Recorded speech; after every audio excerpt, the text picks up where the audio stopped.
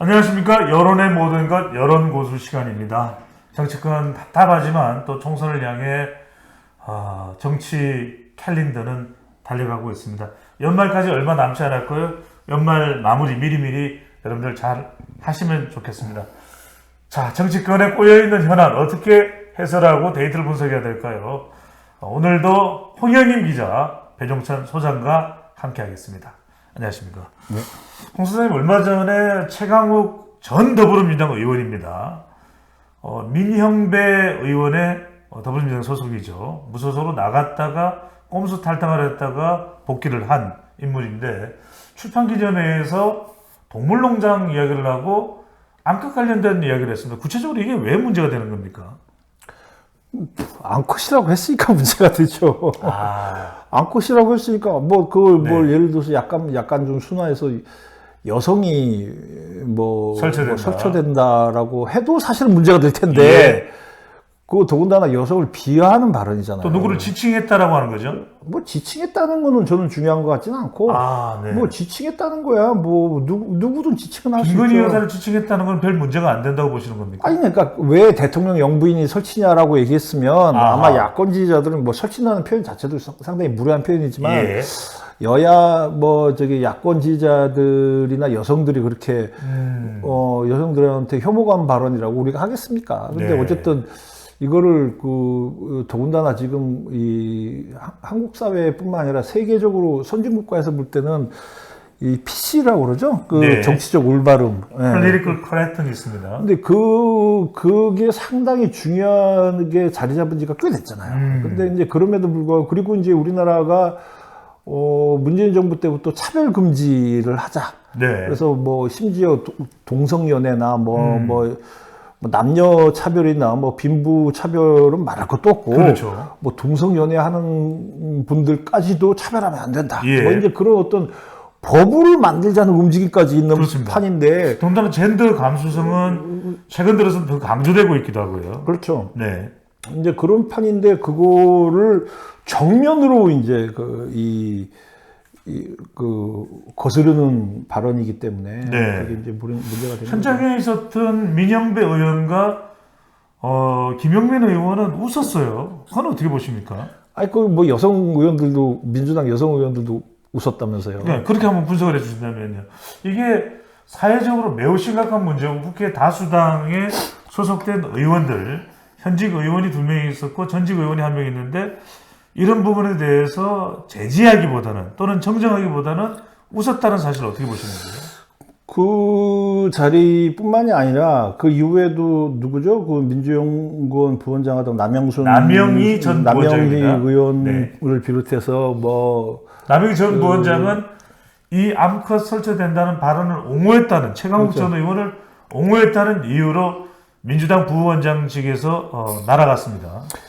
그뿐만 아니라 어쨌든 그쪽에 이제 철험의 의원들은 이 옹호한 듯한 분위기가 계속 있었고, 그리고 이재명 대표도 이게 말조심하라라고 얘기를 하면서도 최강욱 의원을 한 번도 지칭해 본 적이 없잖아요. 예.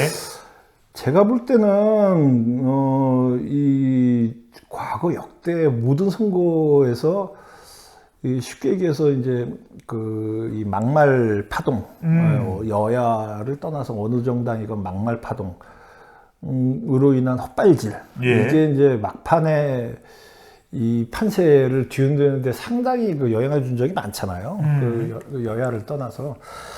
근데 그런 것들을 민주당에서 모르진 않을 거예요. 네. 모르진 않아서 이제 이재명 대표도 이게 말조심하자라고 말은 했겠지만. 2004년에 그 노무현 탄핵 때 그렇게 좋은 선거 환경임에도 불구하고, 당시 정동영, 당시입니다, 당 의장이 노인 폄하 발언을 내서 또 댄스를 맞지 않았습니까? 그것뿐만 아니라 여러 가지, 여러 번이 있었죠. 이쪽 지금의 여당도 마찬가지고 여러 번이 있었는데, 그런 걸 모르지는 않을 텐데, 제가 볼 때는 그럼에도 불구하고 민주당은 총선 때까지 이 막말이나 특정인 내지는 특정 이 집단을 비하하는 혐오 발언 계속할 거예요. 지금 대체적인 여론은 그렇습니다. 몇몇 조사에서는 민주당 지지율이 신통치 않은 상황에서 내년 총선을 생각한다면은 이재명 대표가 여성표를 의식해서라도 또 청년표를 의식해 얼마 전에 또 현수막 청년 폄하 논란도 있었습니다. 그렇죠. 예. 엄벌 100개를 내야 된다는데 최강욱 의원을 딱히 이재명 대표가 거론하지도 않았고 남영희 전 부원장의 경우에는 본인이 사퇴를 했을 뿐이지 아직까지 징계 이야기가 없습니다. 이걸 어떻게 보시는지요?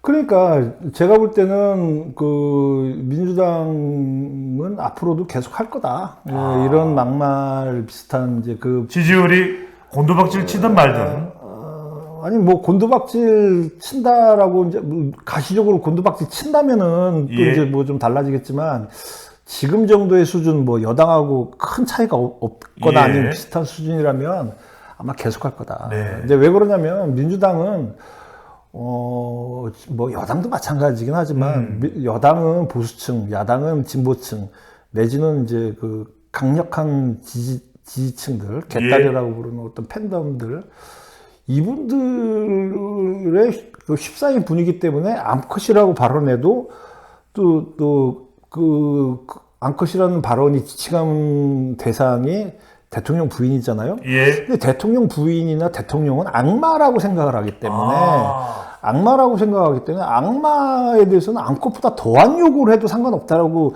생각하는 분위기가 일반화돼 있단 말이에요. 잠깐만요. 이 대목에서 궁금한 게 아니 민주당에서 윤석열 대통령과 김건희 여사를 악마로 생각한다면 왜 그렇게 대통령을 만나자고 자꾸 주장을 하는 건 무슨 이유입니까? 안 만날 게 뻔하니까 만나자고 얘기하죠.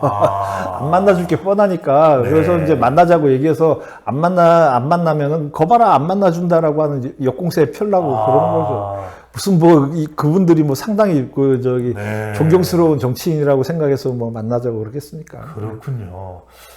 자, 마지막으로 많은 지금 여론 관계자들이나 또는 정치평론 전문가들이 지적하는 것은 민주당이라는 정당이 굉장히 정의를 강조하지 않았습니까? 또 그리고 또 여성 현역 의원도 그렇고 당 내부의 구성원들이 여성 문제 또 권인숙 의원도 있습니다. 상당히 여성 문제 관련해서는 적극적으로 문제 제기를 했던 또 해왔던 인물인데 최근에 이런 일련의 사태에 대해서는 민주당 내의 여성 관계자들이 침묵을 하는 이유는 뭘까요?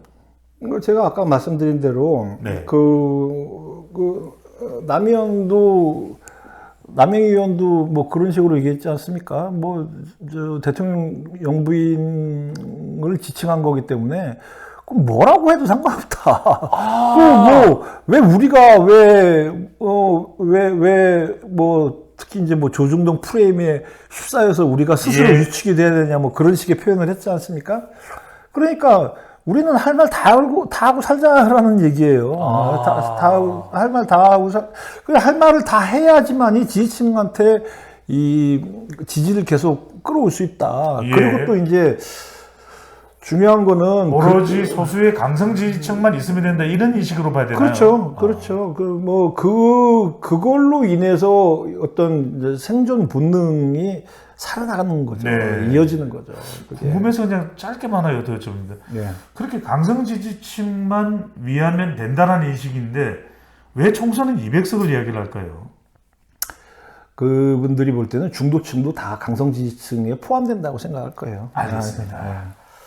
자, 지금까지 홍영림 기자, 배종찬 소장이 함께했습니다. 잘 들었습니다.